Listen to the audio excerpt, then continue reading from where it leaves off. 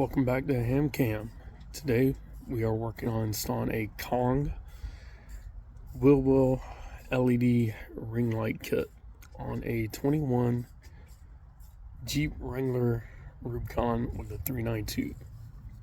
Kit comes with the box that is supplied for power.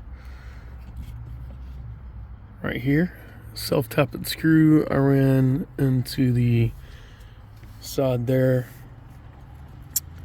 and then drop the 4 wires that provide power to each wheel down to the fender well. Now, this red one is power, and if you look down inside here, you'll see this little wire bundle has 4 wires that connect to the auxiliary switches inside of the Jeep. That's what we connected our power to, and on this one I connected to auxiliary switch number 3, which is the orange. It is, I think, a 15 amp draw for the switch, as well as this blue one.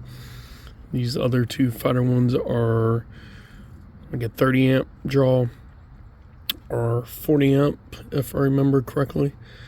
The light rings do not draw that much power, so we put them on auxiliary 3. And then, I actually already put the fender well back, but I can kind of pull it back. So I ran everything down there. Got them all zip tied up, bundled up in one area away from the headers, and then ran to each fender well.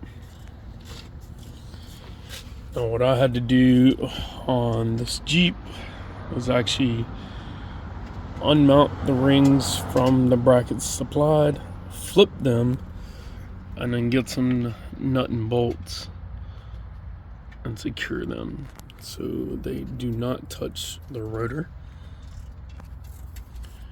And the arrows all face forward, one direction, like the band. So all 4 wheel rings are to the front as the vehicle turns. Now we're finishing up getting the rings installed.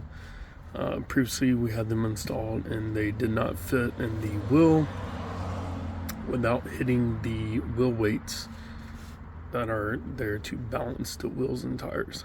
So we had to unmount the rings and relocate them, turn the brackets around, and face them more inward so they're not over the rotor how we had them originally. But doing a brake job is still going to be fun when that time comes. Well,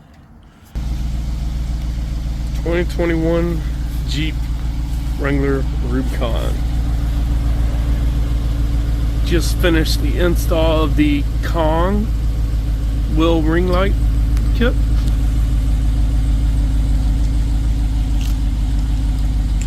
It comes with this little key fob here.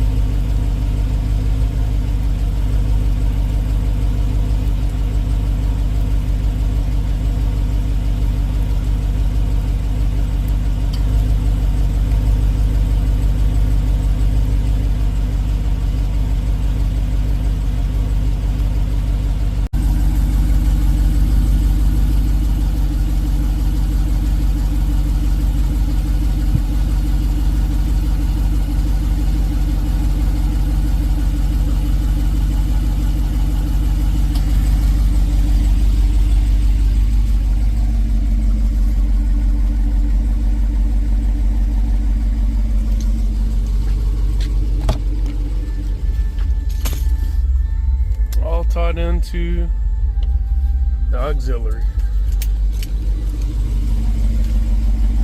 And now they're off.